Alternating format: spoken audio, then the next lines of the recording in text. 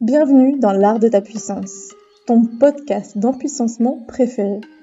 Mon prénom est Cécilia. Dans la vie, je suis mentor et je t'accompagne à développer tes projets de cœur, qu'ils soient professionnels ou personnels, afin que tes rêves deviennent réalité. Mon leitmotiv dans la vie, c'est être libre.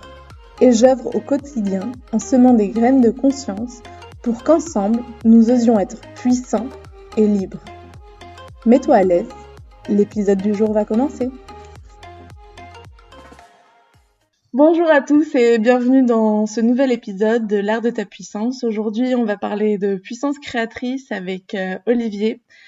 Olivier Bourguignon, j'ai eu le plaisir de rencontrer à Fuerteventura, avec qui j'ai directement accroché et qui est un praticien en hypnose. Avec une réelle connexion avec qui il est, avec sa puissance créatrice. C'est pour ça que j'avais très envie que vous l'écoutiez aujourd'hui et qu'il vienne nous inspirer de ce sujet. Peut-être dans un premier temps, Olivier, tu peux te présenter ? Ouais, alors merci déjà beaucoup de me recevoir pour le podcast, c'est vraiment cool. Donc je m'appelle Olivier Bourguignon, je viens de Suisse au départ, je suis parti à Fuerteventura il y a quelques mois pour aller explorer un petit peu un mode de vie nomade en même temps que le mode de vie thérapeutique. Professionnellement, je travaille comme hypnothérapeute et comme thérapeute en énergétique où il y avait vraiment cette envie d'aller se reconnecter à soi, à nos perceptions, à ses capacités qu'on a à l'intérieur de nous et puis finalement d'oser être sans rentrer dans forcément les codes de ce que la société nous demande. Et pourtant on est dedans, mais en trouvant un petit peu sa place facilement là-dedans. Et je crois que le seul moyen de pouvoir transmettre ça aux gens, c'est de l'expérimenter soi-même. Donc c'était un petit peu mon parcours jusqu'à maintenant, voilà. Et en parlant de puissance créatrice, qui est le sujet qu'on a choisi d'aborder aujourd'hui, est-ce que tu as envie de nous partager comment est-ce que ce concept, comment est-ce que cette thématique, comment est-ce que cette puissance créatrice résonne à l'intérieur de toi ?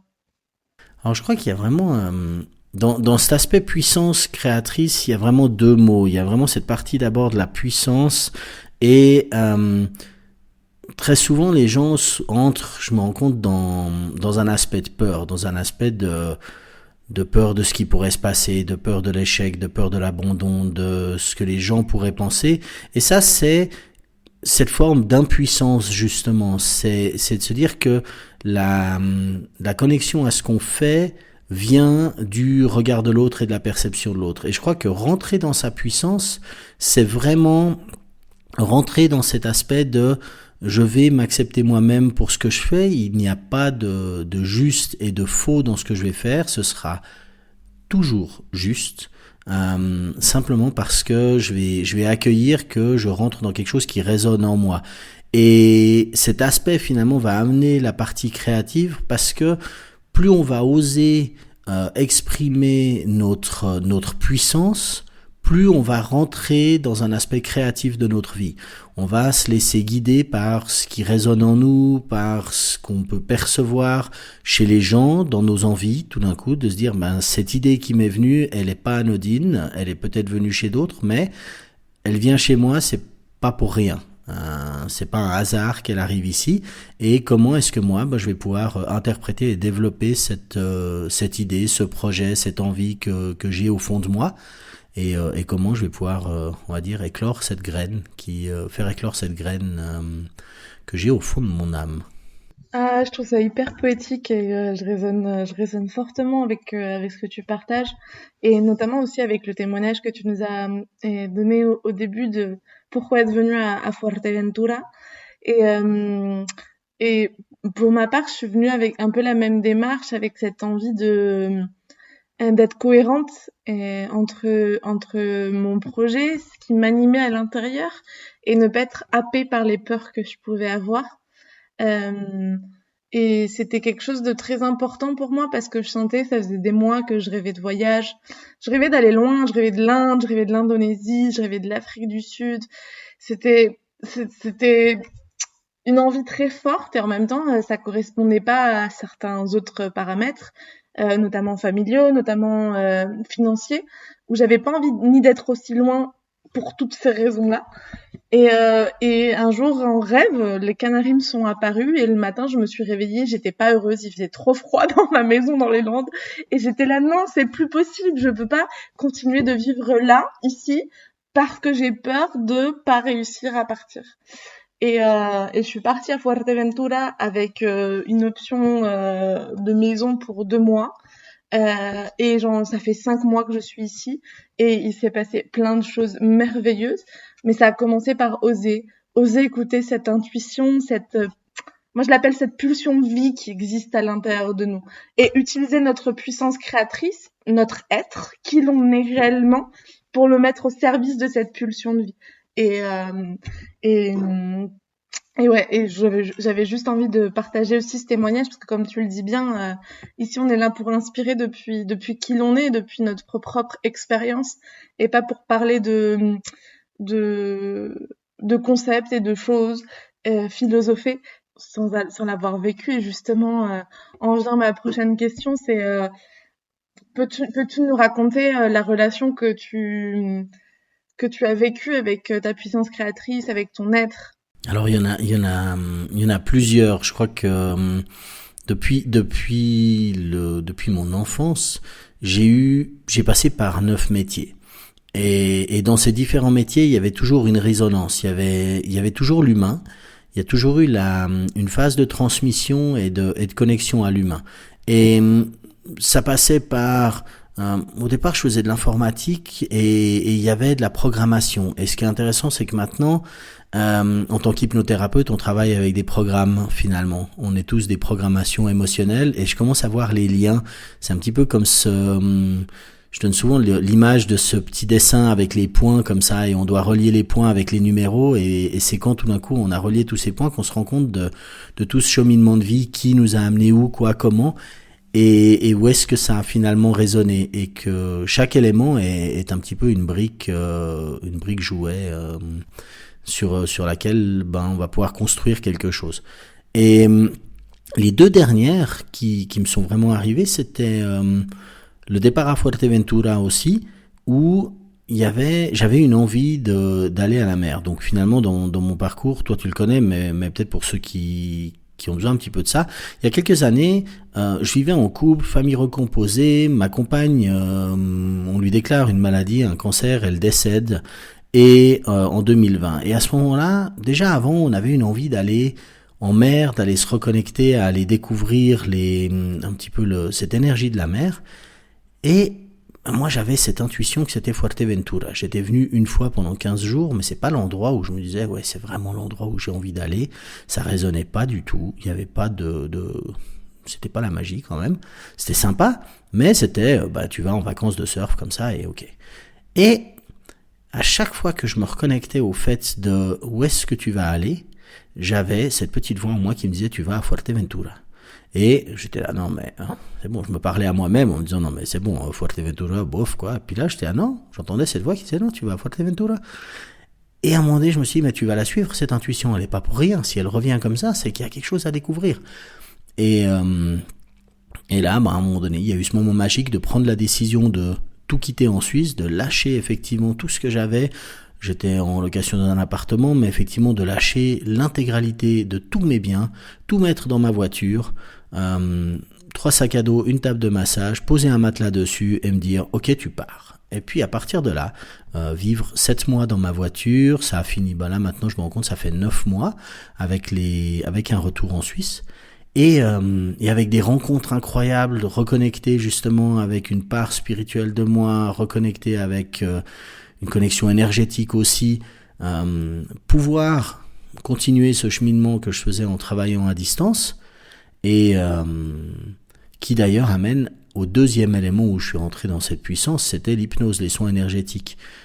J'avais cet intérêt finalement pour le développement personnel depuis des années, je bouquinais, il y avait beaucoup de théories, donc beaucoup de mental. Je veux dire, la théorie là, elle était bien, il y avait les bouquins, t'as lu ci, t'as lu ça, tu peux tout répéter par cœur comme comme un joli perroquet, c'était génial, mais je l'avais pas encore, comme on dit en anglais, embodied. Je l'avais pas complètement intégré.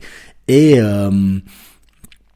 un jour, je décide de me faire une théière, une bouilloire de thé. Je veux me faire un thé. J'ai la théière d'un côté, la bouilloire pleine d'eau bouillante. Je décide de verser l'eau dans la théière. La bouilloire s'ouvre, 1,5 litre d'eau bouillante sur la main. Et là, d'un coup, intuition, je décide, je commence à passer une main sur l'autre. Au bout de 15 secondes, c'était froid, il n'y avait plus une marque, il n'y avait plus rien. J'étais là, ah tiens, je suis capable de faire ça. Bon, j'apprends. Première étape finalement dans l'intégration de tout ce qui était magnétisme énergétique et la puissance finalement de notre corps et des énergies. Et ensuite, l'envie de l'hypnose. J'avais un petit bouquin sur l'auto-hypnose, je m'y intéressais et je me dis, tiens, je vais m'inscrire à un cours.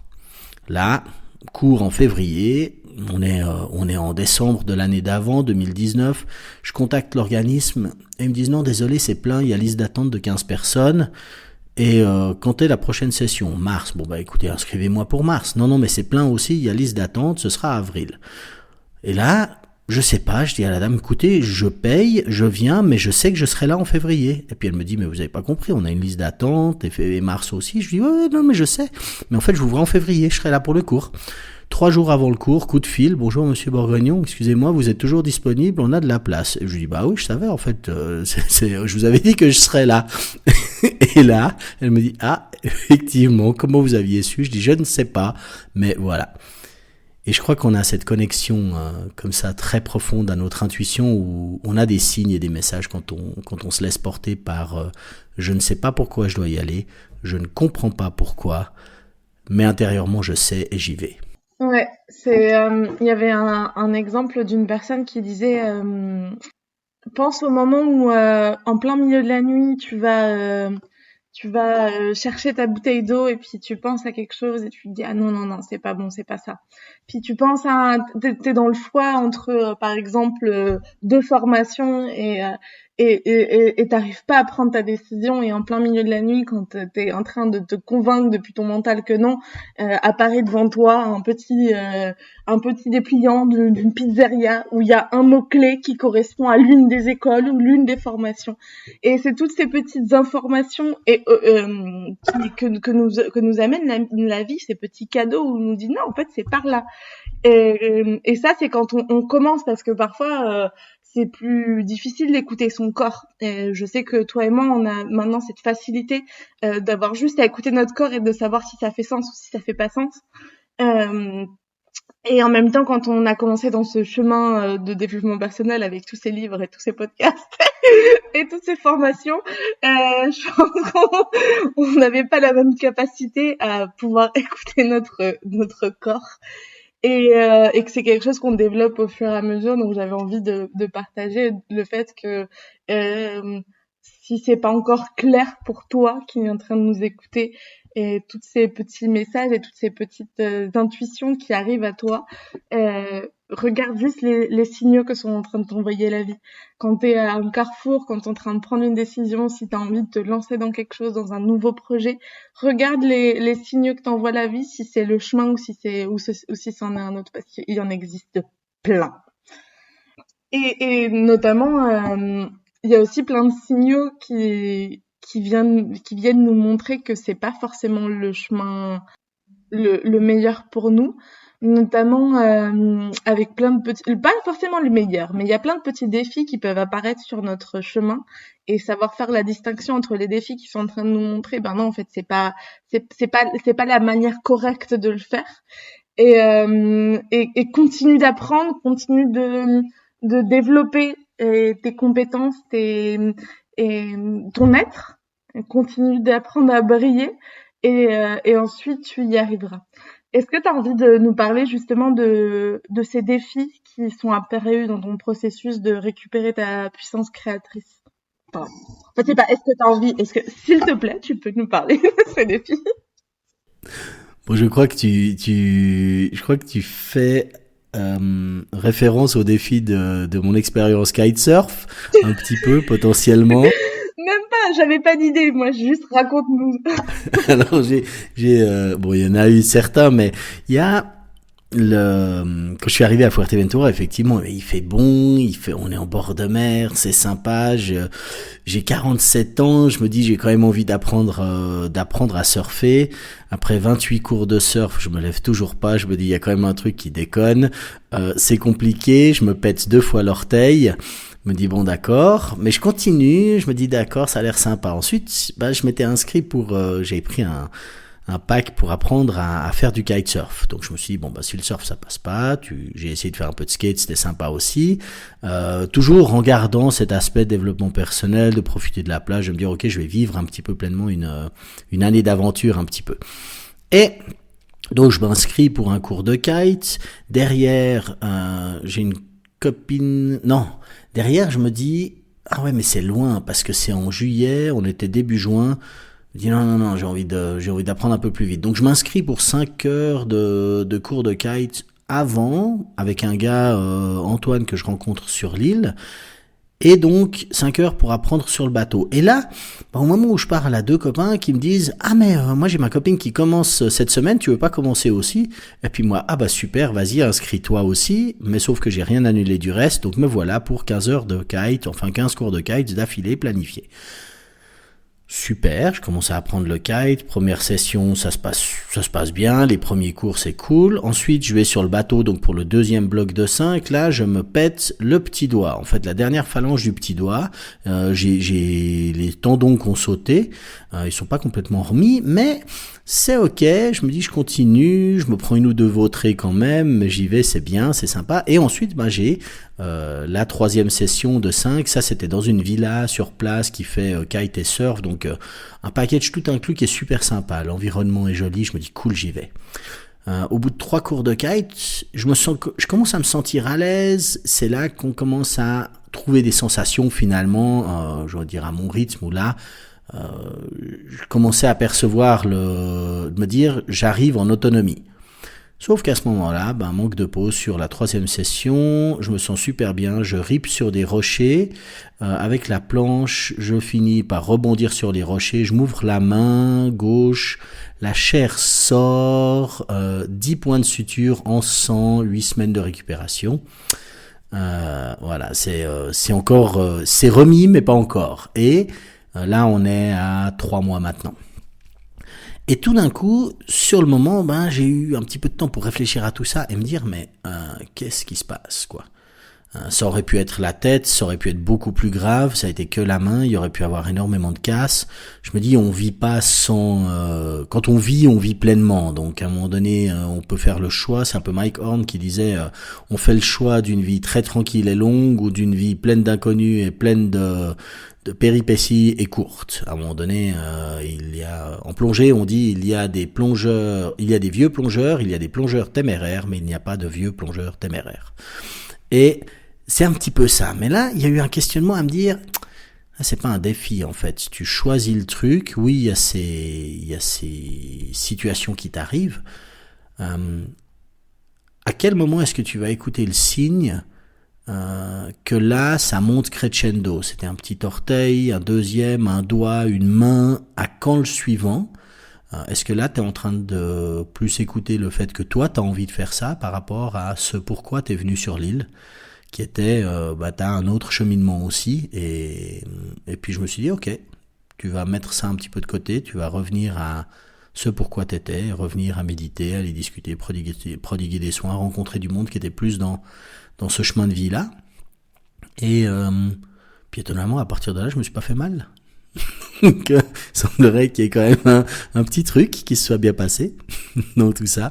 Je vais, oui, effectivement, me remettre à l'eau quand même pour faire du kite ou du surf, mais que ce soit plus une priorité, que ce soit un super truc que je peux vivre en étant sur place sans être le chemin.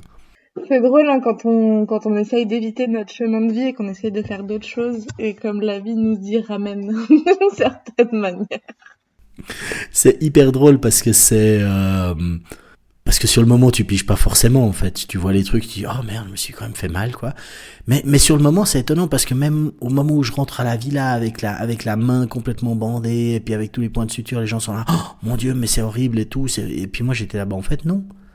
C'est ok, en fait, je suis en vie, je suis là, c'est cool, quoi. J'ai appris un truc et puis je vais voir la vie différemment. J'ai énormément de chance. Et je pense que c'est ce switch-là, tout d'un coup, dans l'adversité, d'aussi regarder l'adversité avec gratitude. Et ça nous permet d'être aussi plus créateurs de notre vie. C'est dire, mais en fait, je suis pas victime du truc. C'est moi qui ai choisi ça. Et puis là, j'ai ripé. Oui, il y a eu ça, mais j'ai quelque chose à apprendre de ça. C'est pas anodin. Donc, comment est-ce que je vais apprendre sur moi, sur les interactions avec les autres, et comment la vie peut finalement me faire reconnecter avec d'autres choses, en étant finalement dans cet univers surf, kite, etc. Je me détageais aussi de cet univers un petit peu plus connecté qui résonnait aussi assez bien avec moi. Et l'un n'empêche pas l'autre, mais ça m'a permis justement en faisant ça d'aller à la rencontre d'autres personnes, de me reconnecter justement à une autre sphère. Et c'est vraiment la connexion des points, c'est de se dire cet accident, à quoi il a mené. Au lieu de ouais c'est nul, je me suis blessé, j'ai eu ça, la vie est nulle, tout. Non, en fait c'est ok, pose-toi et puis regarde à partir de ce moment-là qu'est-ce qui s'est passé. Ah tiens, j'ai rencontré telle et telle personne, je suis allé faire ça c'était sympa. J'aurais jamais rencontré telle personne qui est dans tel et tel domaine. Et effectivement, il y a eu plein d'autres connexions comme ça. C'est magique après. Ouais, et ça me fait penser à deux choses. Déjà, que finalement, récupérer sa puissance créatrice, c'est se déconnecter de la victime. Et tu aurais pu te sentir victime d'accidents dans cet exemple et dans toute notre vie. Victime de plus avoir d'argent sur notre compte, victime du compagnon qui ne nous donne pas l'attention qu'on veut, victime d'un patron qui ne nous valorise pas, victime. On se met tout le temps dans la position de victime. Et c'est comprendre à quel point on est en train de créer l'environnement propice à ça. Toi, en voulant surexiger à ton corps, à ton moment et à ton être, la pratique de sport qui était peut-être pas adaptée pour toi à une si grande intensité, tu t'es mis en position, en posture d'être en train de créer ces blessures. Et c'est pour ça que dans puissance créatrice, il y a puissance. Donc nous sommes acteurs, nous ne sommes plus victimes, mais nous sommes acteurs, et pas juste acteurs, c'est créateurs. Et je sais que c'est tout un discours qui peut parfois beaucoup choquer, parce que quand on parle de conditions beaucoup plus graves, il y a aussi une création qui est faite de notre part, et une envie de continuer de nier cette évidence que toute condition physique, psychologique, mentale, c'est une création de notre part. Et tout ce qui arrive à nous est là pour nous apprendre les choses les plus dures, se viennent à nous aussi pour nous faire grandir. Donc j'ai perdu du fil la deuxième la deuxième chose, mais pour moi c'était hyper important de revenir sur ça, sur le fait que ces défis se présentent à nous, et pour qu'on puisse se rendre compte à quel point justement on est créateur de ça. Et voilà ma deuxième idée, c'est que d'ailleurs je sais pas toi si dans ton chemin d'évolution au moment où ça a fait switch, je pense que c'était ce que tu partageais au moment de la maladie de ta compagne. Moi c'était au moment où je me suis rendu compte que j'étais totalement malade d'anxiété. Et si tu écoutes tous les praticiens, toutes les personnes qui sont même avec des vies plus conventionnelles, mais qui ont commencé un chemin de développement personnel, ça commence toujours par un état des lieux qui est je suis malade. Je suis malade, où il y a une maladie autour de moi qui me fait prendre conscience. Je crois qu'il y a vraiment, effectivement, le lien à la douleur et le lien à la souffrance, d'une certaine manière. Et c'est cette dualité que je perçois pour moi. Et de nouveau, je crois qu'on détient aucune vérité. Il y a une importance à voir que chacun va se reconnaître dans une partie ou dans une autre par rapport aux blessures qu'on a d'explorer. Mais je crois qu'on a un aspect clé, c'est effectivement, on est créateur, il nous arrive des choses, contrôlées ou pas. Je crois qu'il y a une partie qui est importante, c'est-à-dire qu'on a une partie subconsciente de nous qui va mettre en place certaines situations pour apprendre. Et dans ma croyance, on vient s'incarner pour explorer des choses. Donc on fait certains choix avant. Et c'est pas anodin, c'est de dire une personne qui va se retrouver par exemple dans un pays en guerre avec un certain handicap ou avec, je vais prendre des liens par exemple aussi à ce qui pourrait être une personne à orientation homosexuelle dans un pays qui est très répressif dans ses lois, vient pour expérimenter quelque chose, vient pour explorer une part, parce que son âme fait finalement un certain contrat et vient découvrir. Donc on est confronté à ça, et à partir de là, on vient aussi libérer des schémas, on vient découvrir ça, et en prendre conscience, ça permet d'accepter différemment les choses. L'autre n'est pas ici pour, en tant que gentil ou méchant, il est là comme expérimentateur finalement, de la même manière que nous, et c'est ce qui fait que chacun va avoir des prismes différents. Donc, et ça part vraiment de la douleur. J'étais tombé sur un truc là-dessus qui disait le point commun entre les super-héros et les méchants dans les films, c'est qu'en fait ils partagent exactement la même histoire de vie. Et l'histoire de vie part de la douleur et de la souffrance.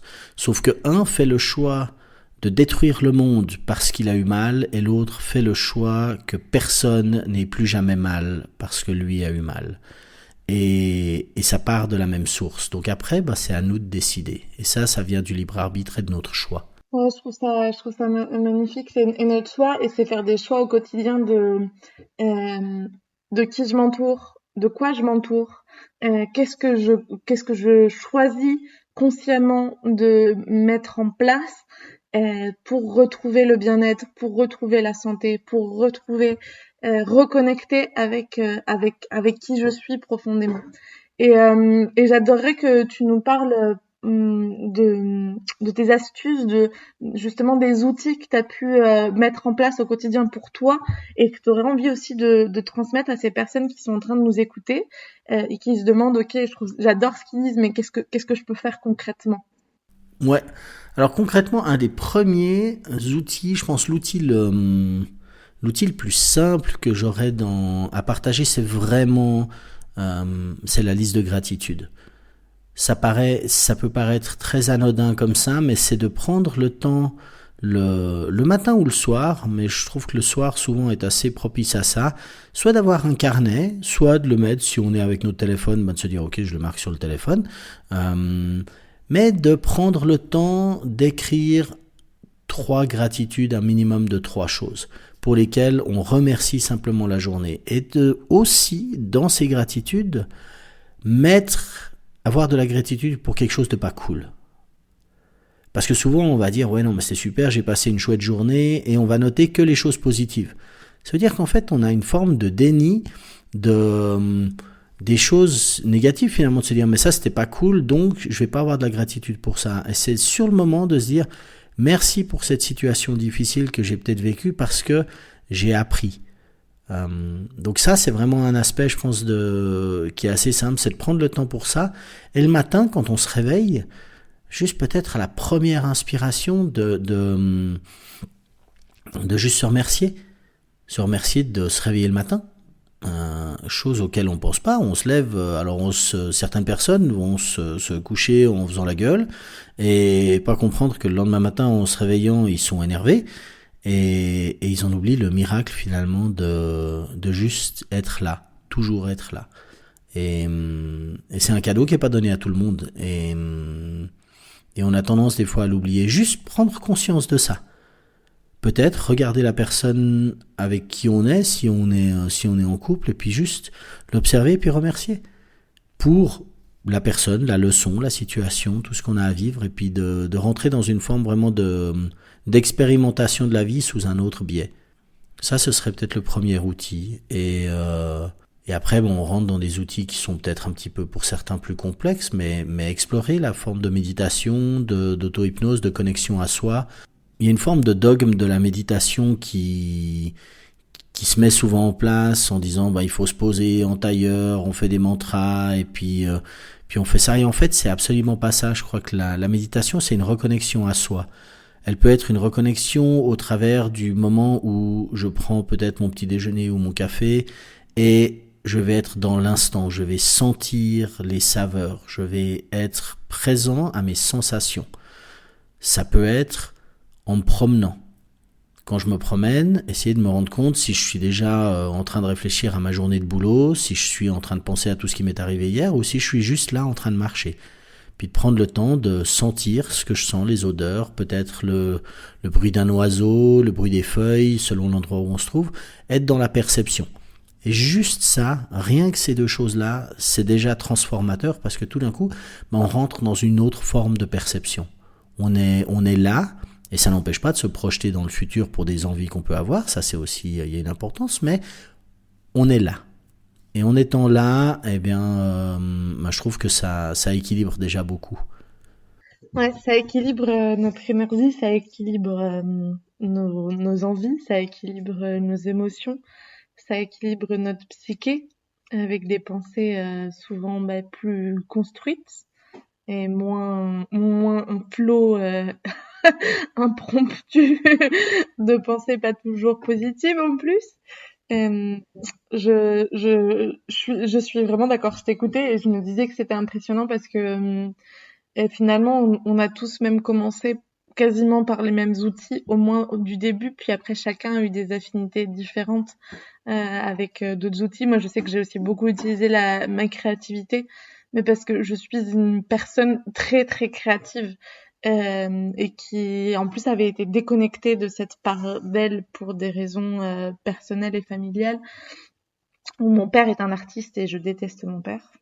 Ou je l'ai détesté jusqu'à il y a pas très longtemps.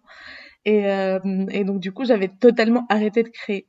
Et pour moi, reconnecter à cette créativité faisait vraiment partie premièrement d'un chemin de guérison et d'un chemin d'être en fait. Et je continue de créer au quotidien. Il y a au moins une pratique par jour qui est purement créative pour moi. Et sans ça, je vis pas. Mais parce que je suis une créatrice. Et même si on a tous ce pouvoir créateur, notre essence n'est pas tous de la créativité. D'autres, ça va être plutôt du guide, d'autres, ça va être plutôt de l'enseignant, de la transmission, de l'exploration. Et on a tous cet être intrinsèque qui est là pour nous montrer. C'est comment est-ce qu'on répond à son besoin au quotidien finalement. Ouais, je rebondis complètement à ça. Ça résonne, mais totalement, parce que je crois que mon passé avant, j'étais photographe pendant 13 ans. Je travaillais comme photographe, et il y avait vraiment cet aspect créatif. Il y a toujours eu cette forme aussi, une source il y a de l'image, il y a du graphisme, il y a quelque chose qui vient comme ça. Et je crois que chacun, comme tu dis, va trouver sa forme de créativité. Et la créativité, c'est pas forcément être un artiste, être un chanteur, être un peintre, être un photographe, comme ça, c'est pas ça. La créativité, elle vient dans notre part intrinsèque. Un athlète est un créatif dans sa manière de faire. Une personne qui va travailler dans un bureau va être créatif dans sa perception, dans sa manière de transmettre, d'interagir avec les autres. Et c'est pas dans le faire, la créativité. Souvent, on imagine la créativité comme il faut faire quelque chose pour être. Et je crois que c'est l'inverse, c'est qu'à partir de maintenant, on est en train de changer un petit peu la perception du monde. Avant, on disait, je suis ce que je fais. Donc très souvent, les gens, quand on les rencontre, la première chose, c'est qu'est-ce que tu fais dans la vie ? Et après, tout d'un coup, souvent, il y a un blanc, il y a un vide, parce que on a posé cette question-là, et à partir de là, soit ça résonne ou pas. Puis tout d'un coup, il y a soit une conversation qui continue, soit autrement, c'est un flop total. Il fait beau aujourd'hui, qu'est-ce que t'en penses, quoi ? Parce que il y a plus de résonance. Alors que quand on rentre on fait ce que l'on est, et bien là, on rentre dans notre puissance créative parce que c'est égal ce qu'on va faire. Et puis même si on fait 36 métiers dans notre vie, c'est complètement égal parce qu'on va raisonner. On va évoluer, on va faire des choses. Ça peut être tout d'un coup, j'ai envie de faire un petit plat parce que j'aime cuisiner.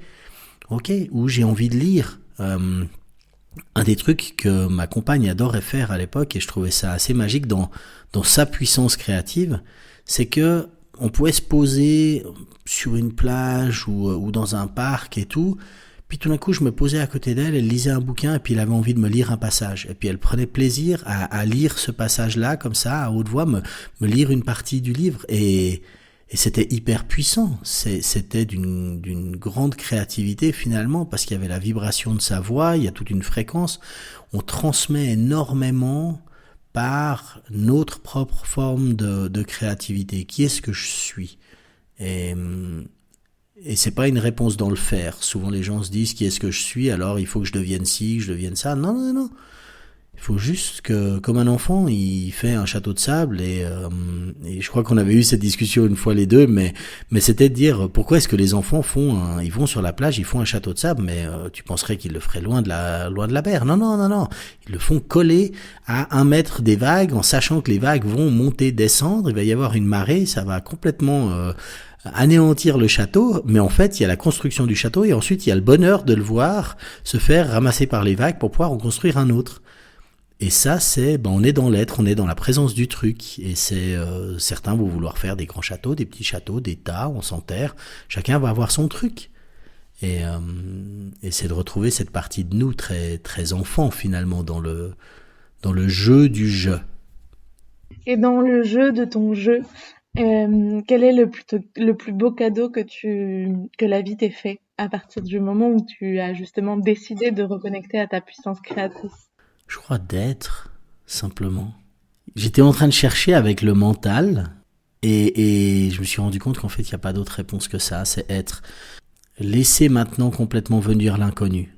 D'être en résonance avec les choses, de ressentir maintenant vraiment de plus en plus en moi, de percevoir est-ce que j'ai envie ou pas, comment est-ce que ça résonne. Et je pense que on parlait de la souffrance avant, et je crois que c'est les chemins de vie au travers lesquels j'ai passé, les difficultés aussi personnelles et autres m'ont amené à ça, et c'est vraiment un cadeau parce que je serais pas là où je suis et qui je suis maintenant sans tout ça. Et j'ai beaucoup de gratitude pour ça. J'ai aussi énormément de gratitude pour effectivement malheureusement le décès de ma compagne, mais sans ça, je serais pas qui je suis maintenant, où je suis maintenant à faire les choses que je fais maintenant. Et je crois que c'est accepter, c'est un grand cadeau. Oh, merci, merci, merci pour tous ces doux mots, ces belles analogies qui vont résonner longtemps en moi. Et comme beaucoup de nos conversations, et je suis super heureuse que cette conversation qu'on vient d'avoir, qu'on est en train d'avoir parce qu'elle n'est pas finie, reste gravée et qu'on puisse la partager au monde parce que je pense personnellement, moi j'ai tellement des belles conversations avec plein de personnes et je pense que ce podcast il est né de ça, il est né de l'envie de partager ces conversations parce que je suis sûre qu'elles inspirent, qu'elles sont inspirantes. Alors merci d'avoir co-créé cet espace en connectant à notre puissance créatrice chacun. Est-ce que, avant qu'on commence à se dire au revoir, est-ce que tu as envie de partager une dernière inspiration? Quelque chose qui pour toi n'a pas été encore abordé et qui est important? Merci déjà aussi pour ces échanges. C'est vrai que ils sont nés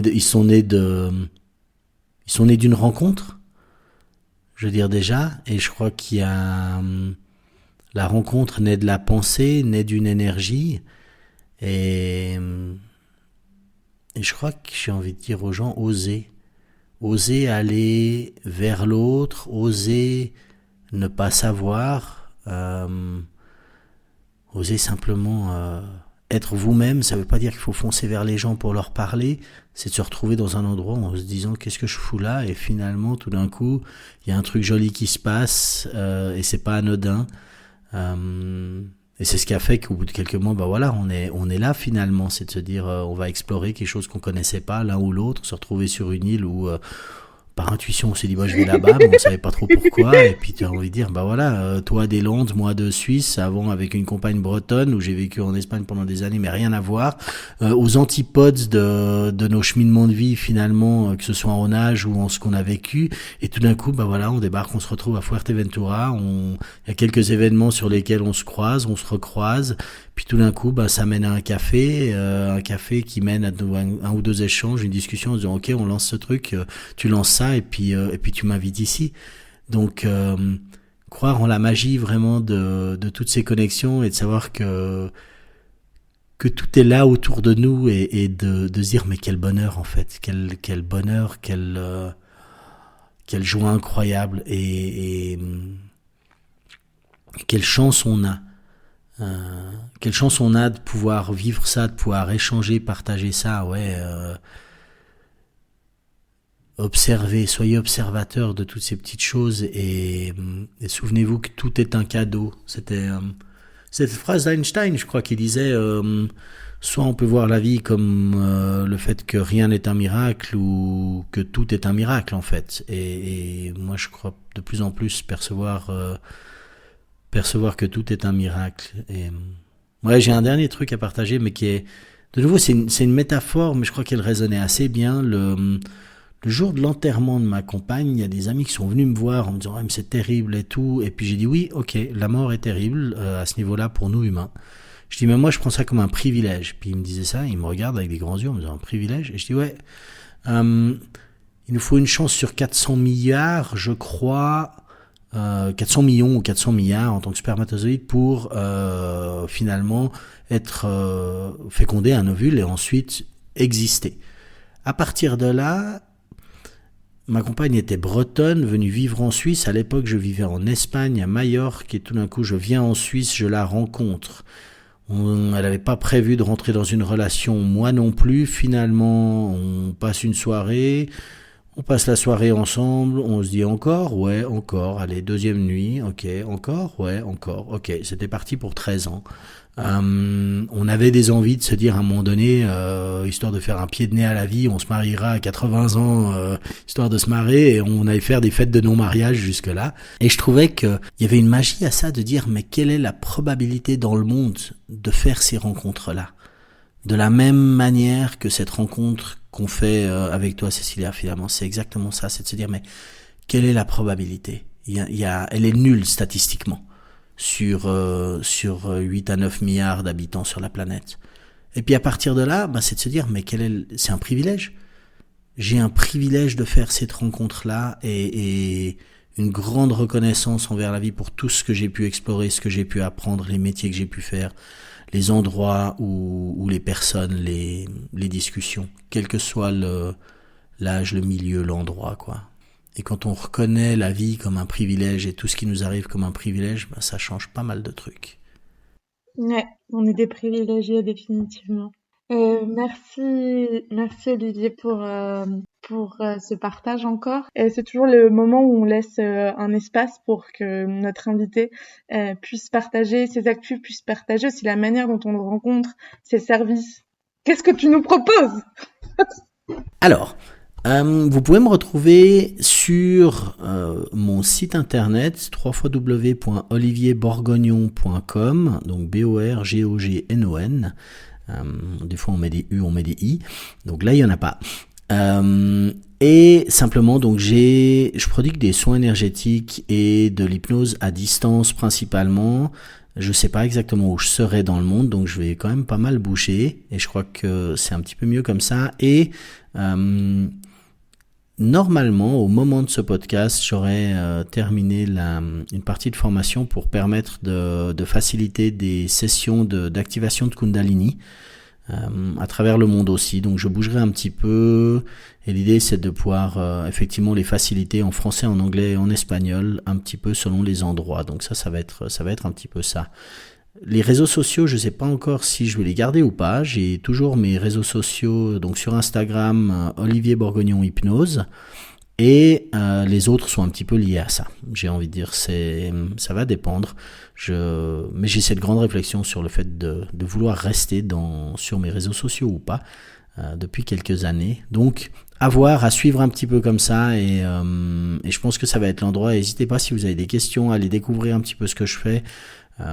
Des fois, je me rends compte que sur mes sites internet, ça peut être opaque. Je crois que c'est voulu aussi d'une certaine manière. C'est de voir si ça résonne en vous, en fait. C'est d'être à l'écoute de vos perceptions en lisant ça et en disant, tiens, ça me semble bien, ça résonne ou ça résonne pas. Et c'est beaucoup mieux que des mots par rapport à tout ça.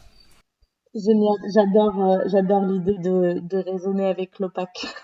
Merci pour cet espace. Merci à toi qui es en train de nous écouter jusque là. N'hésite pas à aller suivre Olivier sur ses réseaux sociaux ou à aller voir son site internet si depuis il n'a plus de réseaux sociaux. À suivre aussi l'Instagram du projet de Kaluna. N'hésite pas à partager à toutes les personnes qui sont autour de toi et que tu sens qu'ils pourraient résonner avec cette conversation puissante qu'on vient d'avoir entre Olivier et moi, qui pourrait certainement inspirer, accompagner des personnes autour de toi sur leur chemin de puissance. Les contenus en ligne, les podcasts, les livres, même pas forcément qu'en ligne, les contenus puissants fonctionne, et c'est au-delà de fonctionner, mais se diffuse parce que on les fait nôtres et parce qu'on leur donne un peu d'amour et on les partage avec amour aux autres. Et si ce contenu t'a créé, t'a donné de l'amour, ben je t'invite à le partager avec ce même sentiment autour de toi, parce qu'en tout cas il a été fait avec beaucoup d'amour et avec l'envie qu'il arrive au plus grand nombre de cœurs pour cette tribu de personnes conscientes en train de créer ce nouveau monde soit de plus en plus étoffée, avec des spécialités de plus en plus différentes, pour qu'on puisse se compléter les uns les autres et transformer ce vieux paradigme. À très vite! Si tu as apprécié ce que tu viens d'écouter et que tu en souhaites plus, je t'invite à te connecter à notre site internet kalunabysessi.com et à télécharger notre e-book gratuit 14 trucs et astuces de l'empuissancement afin de continuer sur ton chemin de conscience. Tu peux aussi nous faire tes retours, commentaires et suggestions sur l'Instagram @kalunabysessi. À très vite pour un nouvel épisode.